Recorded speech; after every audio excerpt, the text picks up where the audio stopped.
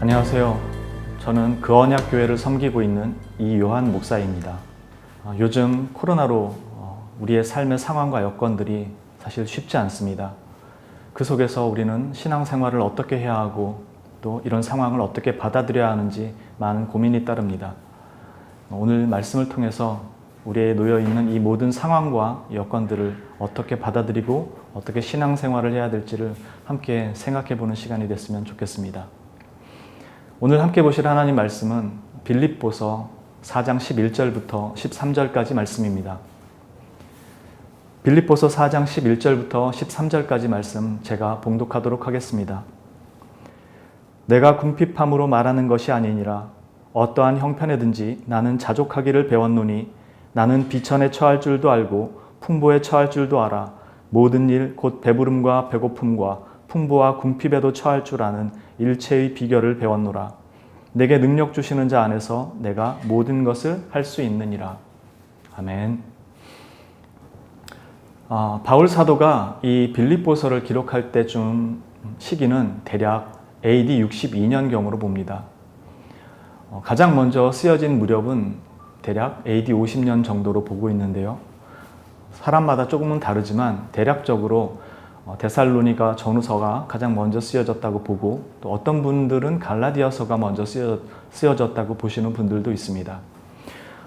대략 데살로니가 전후서가 먼저 쓰여졌다고 보고 고린도 전후서가 쓰여지고 로마서가 쓰여지고 갈라디아서가 쓰여졌다고 봅니다. 그리고 AD 62년경에 골로새서와 에베소서, 빌립보서, 빌레몬서 이렇게 쓰여진 것으로 봅니다. 제가 이 저작 시기를 말씀드린 것은 오늘 저희가 보고 있는 이 빌립보서에 나온 내용이 단지 어느 한순간에서 나온 내용이 아니고 바울이 복음을 전하면서 그 복음의 긴 여정 속에서 경험되고 알게 되고 느꼈고 깨달았던 것을 이 빌립보서에도 함께 포함시켜서 얘기하고 있기 때문입니다. 사도 바울이 어떠한 삶을 살았는지를 우리는 잘 알고 있습니다. 자신을 위한 것이 아니라 하나님의 복음을 위해서 정말로 힘들고 어려운 고난의 길을 겪었던 것을 잘 알고 있죠. 자신이 걸어왔던 인생 여정의 그 힘들고 어려웠던 시간들을 이야기할 때 고린도후서 11장의 내용을 보면 그가 어떠한 고통을 겪어왔는지를 잘 알 수 있는 부분들이 있습니다. 유대인으로부터 40대에서 하나 감한 매를 5번이나 맞고 3번의 태장을 맞고 1번 돌로 맞아 죽을 뻔하고 3번 배가 파손되어서 일주일을 물속에 있어야 했던 적, 그리고 동족의 위험, 또 강의 위험, 또 굶주리고 추위와 많은 어려움을 겪었던 것을 이야기하고 있습니다. 바울이 얘기하고 있는 것은 내가 개인적인 안위를 위해서 살아가는 일상의 삶이 아니고 하나님을 위한 삶을 살겠다고 나선 그 길조차도 결코 순탄하지 않았다는 것입니다. 얼마나 어려웠었는지 바울은 자기가 40대에서 하나 감한 매를 5번이나 맞았다고 숫자를 기억합니다. 3번의 태장도, 1번 돌로 맞아 죽을 뻔한 사건도, 3번 파손되었던 사건도 다 기억합니다.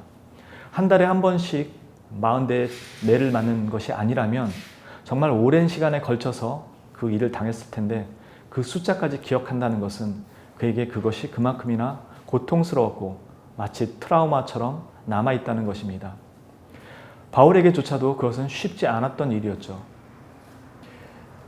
오늘 우리가 이 빌립보서 말씀을 보면서 보게 되는 것은 바울의 이런 인생 여정을 다 거치고 그러면서 감옥에 갇힌 상황에서 교인들에게 이 서신서를 보내고 있다는 것입니다. 그가 감옥 밖에 있는 것도 아니고 평탄한 상황도 아닌 감옥 안에서 편지를 보내기를 나는 풍부와 궁핍 그리고 배고픔과 배부름의 모든 상황에 처할 줄 아는 일체의 비결을 배웠다. 그러면서 내게 능력 주시는 자 안에서 모든 것을 내가 다 할 수 있다라고 얘기하죠. 감옥에 갇힌 사람이 할 이야기는 사실 아니죠.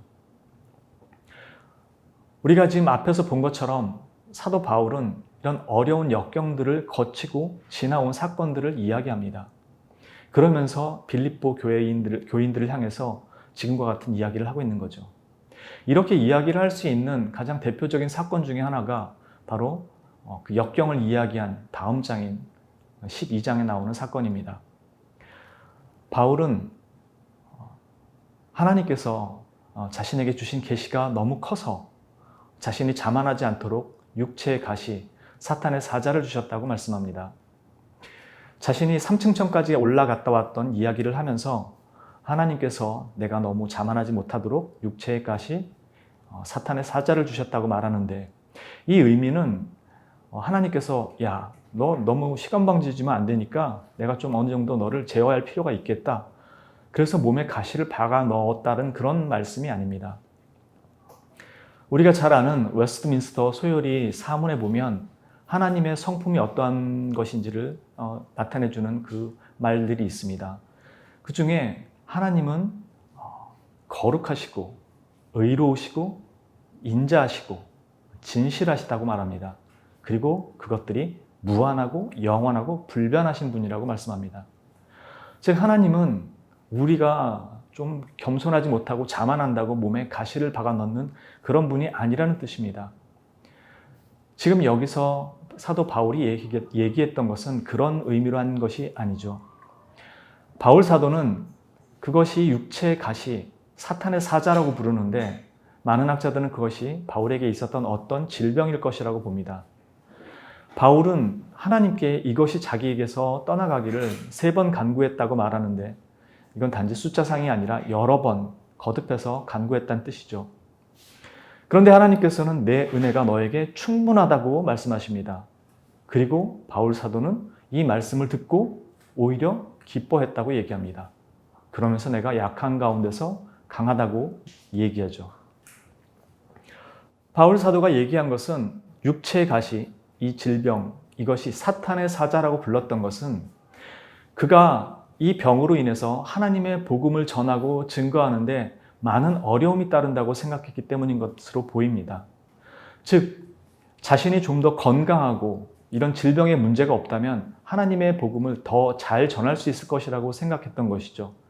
그래서 이것이 하나님의 복음을 가로막는 사탄의 사자, 육체의 가시라고 생각해서 하나님께 이것을 제해 주시기를 구한 것입니다. 더 일을 잘할 수 있을 것이라고 생각한 것이죠. 거기에 대해서 하나님께서는 내 은혜가 이미 충분하다고 말씀하십니다. 사도 바울이 깨닫게 된 것은 그것이죠. 이런 나에게 있는 상황과 여건들이 하나님의 복음과 하나님의 일, 그리고 내가 하나님의 사람으로 살아가는 데 있어서 아무런 장애가 되지 않는다라는 것입니다. 결코 나에게 제약이나 방해거리가 될 수 없다라는 것을 알게 되었다는 것이죠. 오늘 빌립보서를 통해서 저희가 보게 되는 것도 바로 그런 맥락이라고 보입니다. 본인은 비록 감옥에 갇혀 있지만 내가 비천, 그리고 궁핍, 어떤 때는 배부르고 넉넉하고 풍부한 그런 상황에 다 처하는 일치의 비결을 배웠다라는 것은 하나님께로부터 어떤 주문서처럼 특별한 비결책을 받아서 그 문제를 다 해결했다라는 것이 아니죠. 내게 능력 주시는 자 안에서 내가 모든 것을 할 수 있느니라는 이 말은 나에게 있어 그런 궁핍과 비천함과 또 배고픔과 어려운 상황들과 여건들은 더 이상 장애가 되지 않는다라는 것을 깨달았다는 뜻이죠. 그래서 그런 것들이 나에게는 아무것도 방해 요소나 장애 요소가 되지 않는다는 것이었습니다. 그래서 그는 감옥에 갇힌 상황에서도 내게 능력 주시는 자 안에서 내가 모든 것을 할 수 있다고 말할 수 있었던 것이죠. 우리가 살아가는 세상도 사실 이와 그렇게 다르지 않을 것이라고 보입니다. 우리는 기본적으로 죄와 악이 만연한 세상에 태어납니다. 그래서 이 땅에 속한 나라의 백성으로 살아가게 되죠. 대한민국 사람으로 이 땅에 살아갑니다. 그러나 동시에 예수 그리스도를 믿음으로 말미암아 우린 또한 이 땅에서 하나님 나라의 백성으로 살아갑니다. 두 나라 백성으로 우리는 이 땅에서 살아가게 되죠. 이 두 나라는 시간과 공간이 분리되어 있는, 따로 떨어져 있는 나라가 아닙니다. 바리새인 같은 경우는 하나님의 나라가 이 땅에 임하게 되면 즉각적으로 로마의 모든 압제를 다 쳐부수고 평탄한 모든 상황을 만든 후에 하나님께서 이스라엘 백성을 들어서 세상을 통치하실 것이라고 생각했죠. 제자들도 그와 별반 다르지 않았습니다. 그러나 예수 그리스도께서 이 땅에 가지고 온 하나님 나라는 죄와 악이 만연한 세상에 가지고 들어온 것이었습니다. 시공간이 분리되거나 구별되어 있는 것이 아니라, 구분되어 있는 것이 아니라 이 땅에 그대로 함께 공존하는, 같은 시간과 같은 공간 안에서 공존하는 나라였습니다. 우리는 그 나라 속에서 이 두 나라에 끼어 있는, 그러나 어떤 의미에서는 양쪽에 속한 백성으로 살아갑니다.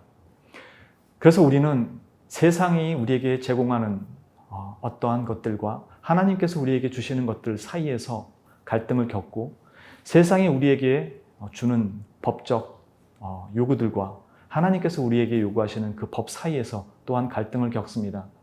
세상이 우리에게 좋다고 생각하는 것들을 주는 그런 세상의 제시와 하나님께서 우리에게 유익하다고 주시는 그런 제시의 사이 속에서 갈등을 하게 되죠. 신앙이라는 것은 하나님의 어떠한 능력과 하나님의 힘을 이 땅에 끌어와서 이런 것들을 평탄하게 만드는, 그리고 그 속에서 생활하는 것이 아니라는 것이죠. 우리가 사는 이 세상 속에 우리는 분리되어 있지 않고 그 속에서 살아갑니다. 하나님께서는 우리를 그 속에 두시고 하나님을 신뢰하는 법을 배워가게 하시는 것이죠. 하나님의 나라가 이 땅에 들어올 때는 죄와 악을 다 청산하고 정말로 평탄하고 아름다운 나라 속에 하나님 나라를 가지고 오지 않았습니다. 마찬가지로 우리도 그 세상 속에서 살아가는 것이고요.